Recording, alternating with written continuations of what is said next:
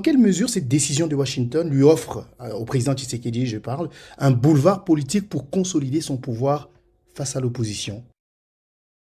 Marius, politiquement, oui. Ces sanctions donnent clairement du poids au discours que Félix Tshisekedi porte depuis plusieurs mois sur la crise de l'Est. Parce que lorsque la première puissance mondiale reprend, même partiellement, une lecture défendue par Kinshasa, cela ressemble forcément à une forme de validation diplomatique internationale. Et pour le président Tshisekedi, cela peut produire trois effets. D'abord, un effet de légitimité internationale. Il peut dire à l'opinion congolaise, ce que nous dénoncions n'était pas une invention politique.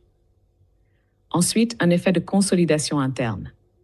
Ces sanctions affaiblissent symboliquement un adversaire historique majeur. Et dans un système politique congolais où les rapports de force comptent énormément, cela renforce temporairement la position du pouvoir. Mais il faut être prudente sur le mot boulevard, parce qu'il existe aussi un risque politique important. Si le pouvoir donne l'impression de vouloir utiliser les sanctions américaines pour neutraliser totalement l'opposition ou criminaliser tout l'espace kabiliste, cela peut provoquer une tension très forte dans le pays.